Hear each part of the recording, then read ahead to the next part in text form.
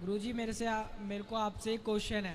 हम्म। गुरुजी सब बोलते हैं कि जो भी होता है भगवान के रूप से होता है, पर मुझे भगवान में विश्वास नहीं है। ठीक है।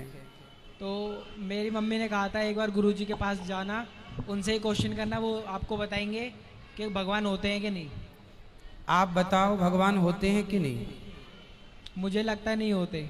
आपको ऐसा कैसे क्यों लगता है? मुझे लगता है कि जो भी होता है साइंस के रूप से ही होता है। जैसे? जैसे बारिश होना, वो भी साइंस से ही होता है। कैसे साइंस से? क्योंकि वो वाटर सर्कल होता है ना। हम्म। वो वाटर सर्कल होता है ना, जो वाटर जाता है फिर उस बादलों में, फिर उससे बारिश होती है। तो फिर अपने सीजन पे ही क्यों होती है? सर ये भी तो उसमें क्वेश्चन होगा। देखो, आप ठीक कह रहे हैं, हर चीज में साइंस है। यस। पर ये बताओ कि समुद्र के अंदर द्वारिका मिली है भगवान श्री कृष्ण की, उसमें क्या साइंस है? वैज्ञानिकों ने तो बनाया नहीं होगा पानी के अंदर। गुरुजी मेरे को पता नहीं है अभी कि मिली है द्वारका उसमें। आप गूगल पे यूट्यूब पर देखिए, 3-4 साल पहले भारत के वैज्ञानिकों ने समुद्र के अंदर एक नगरी पाई। बड़े बड़े वैज्ञानिकों ने रिसर्च किया तो पता चला कि ये नगरी वही 5,500 साल पुरानी है। ये मैं नहीं बोलता, साइंस दावा करता है। तो साइंस दावा कर रहा है कि ये नगरी 5,500 साल पुरानी है। साइंस में तो यही पढ़ाया जाता है कि मोहनजोदड़ो हड़प्पा संस्कृति के पहले कुछ नहीं था। 2000 साल पुरानी घटना है मोहनजोदड़ो हड़प्पा संस्कृति की। तो फिर पानी के अंदर द्वारिका का मिलना इस बात के सबूत है कि साइंस केवल 2000 पुरानी बात जानती है और हमारे शास्त्र हजारों साल पुरानी बात जानते हैं। ये मैं नहीं प्रूव कर रहा हूँ, साइंस प्रूव कर रहा है। अब दूसरा, गुरुजी अंतरिक्ष से आपने सुना होगा ऊपर अंतरिक्ष में ओम की ध्वनि निकल रही है, ऐसा साइंस ने माना है। आपने पढ़ा है साइंस का ये? नहीं गुरुजी। आप गूगल करके देखिए मेरी हर बात को, गूगल पे आपको सब मिलेगी।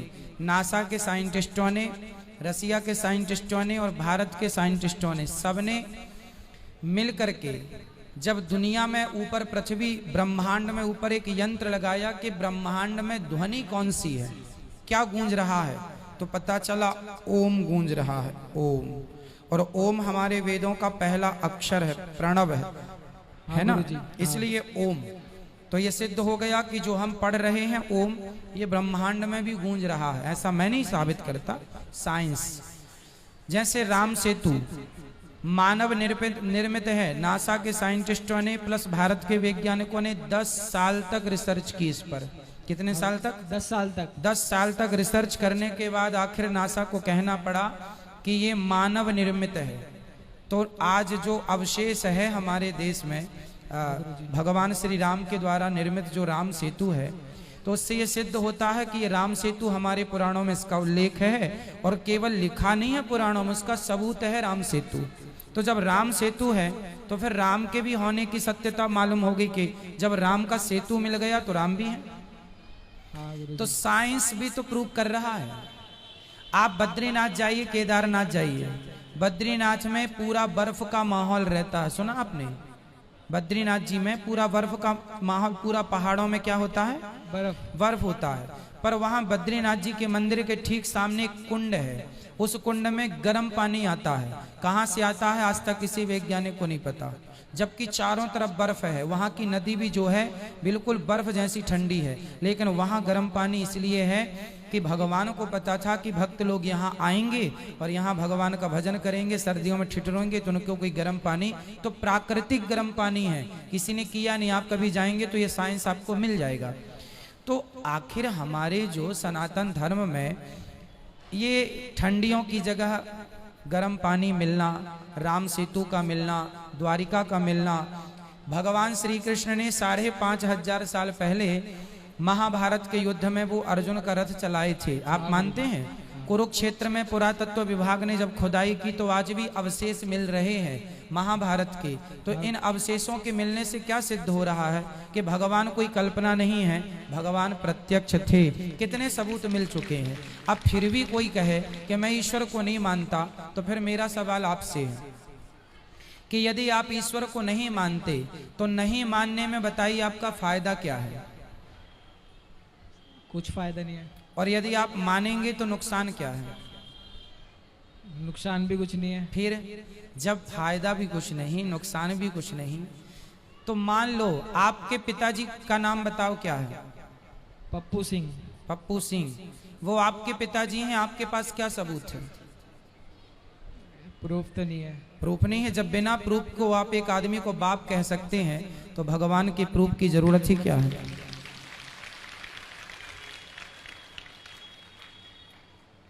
धन्यवाद गुरुजी। खुश रहिए। आप मानेंगे भगवान को या नहीं? हाँ मानूंगा। क्यों मानेंगे? मैंने कहा इसलिए नहीं, आपके दिल से, आप दिल से फील कीजिए, आप दिल से हमारे गीता को पढ़िए, आप दिल से रामचरितमानस को पढ़ो। बेटा क्या नाम है आपका? कुणाल। कुणाल बेटा ऐसा है, आप अच्छे हैं। आज तक किसी मुसलमान ने ये नहीं कहा कि मैं बाइबल को नहीं मानता हूं। आज तक किसी ईसाई ने नहीं कहा, आज तक किसी मुसलमान ने नहीं कहा कि मैं कुरान को नहीं मानता, आज तक किसी ईसाई ने नहीं कहा कि मैं बाइबल को नहीं मानता, लेकिन लाखों हिंदू ये कहते हैं कि मैं भगवान को नहीं मानता। यही सनातन धर्म का सबसे बड़ा दुर्भाग्य है। बेटा मैं आपको बता दूं, नासा का गठन कितने साल पहले हुआ? नासा गठन पता नहीं बेटा 1950 में नासा का गठन हुआ। 1950 से कुछ वर्ष पहले 1950 में सैटेलाइट छोड़ी जाने लगी, तो 10 साल पूर्व ले लो, 20 साल पूर्व ले लो। उसके पहले आप ये बताइए सूर्य ग्रहण कब पड़ता है? ये कौन बताता है? सूर्य ग्रहण किस तारीख को कितने बज के कितने मिनट पे पड़ेगा, कौन बताता है? नासा वाले।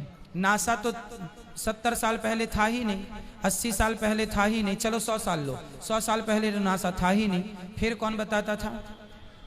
गुरुजी हम भी तो नहीं थे 70 साल पहले। बेटा आप नहीं थे, हम नहीं थे, पर 100 साल पहले देश तो रहा होगा ना भारत। हाँ गुरुजी।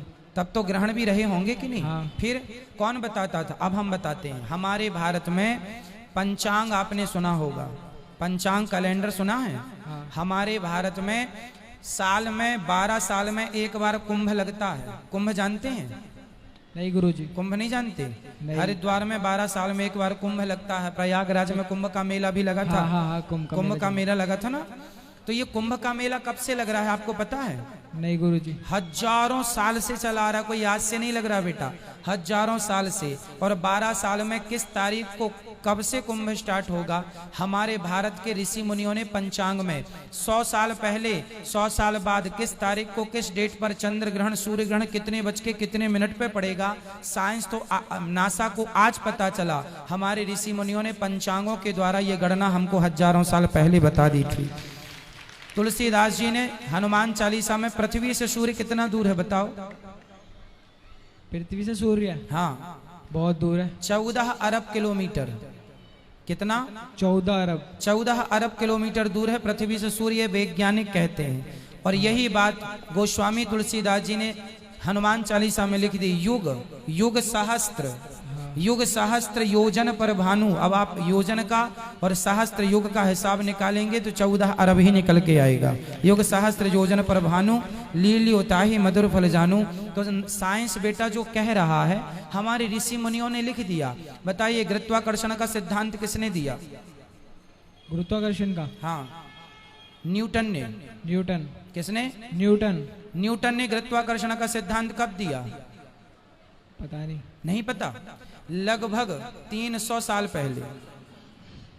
लेकिन आप आश्चर्य मानेंगे कि न्यूटन के पहले हजारों साल पहले हमारे महर्षि कणाद हुए हैं, उन्होंने गुरुत्वाकर्षण का सिद्धांत दिया है। महाभारत में आपने सुना होगा रावण के पास कुछ अमर सेना थी और भगवान श्री कृष्ण की जो सेना थी ना वो भी अमर थी, जो कौरवों के पक्ष में लड़ रही थी, जिसका नाम था नारायणी सेना। नारायणी सेना तो कभी मरेगी ही नहीं। फिर उसका क्या किया गया जानते हैं? उसको भीम भैया ने यहाँ से फेंक फेंक के कहाँ पहुंचाया? जो गुरुत्वाकर्षण का आज भी सैटेलाइट वहां भेजी जाती है जहां पृथ्वी का गुरुत्वाकर्षण समाप्त हो जाता है, तो वहां पर फेंका। तो पता था ना कि कितनी दूरी से गुरुत्वाकर्षण समाप्त हो रहा है। हाँ। तो महाभारत में, रामायण में ये सारी चीजें का उल्लेख है। महाभारत में ये तक लिखा हुआ है कि उस जमाने में भी बंदूकें चलती थी। उस जमाने में भी तोपें चलती थी, ब्रह्मास्त्र जैसी मिसाइलें उस जमाने में भी थी। तो आज का साइंस और तब का साइंस, बेटा बहुत सारी बातें हो सकती हैं इसमें।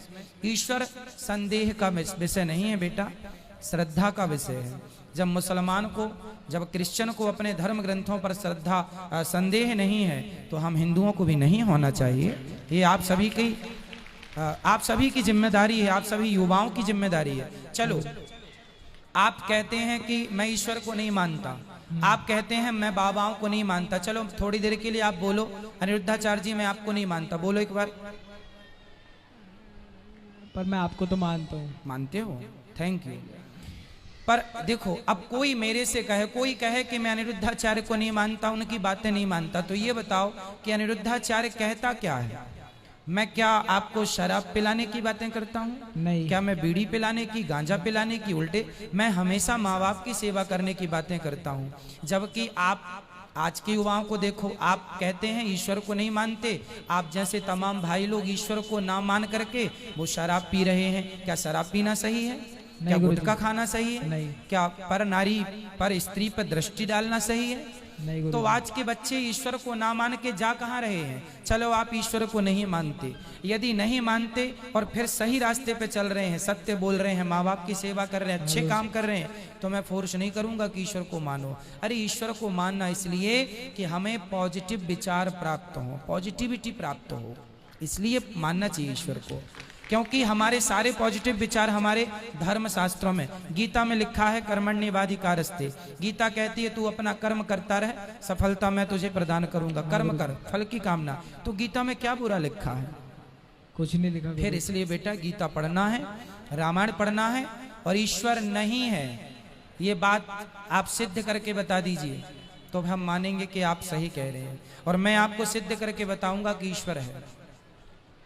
साइंस के पास कोई जवाब नहीं है बेटा।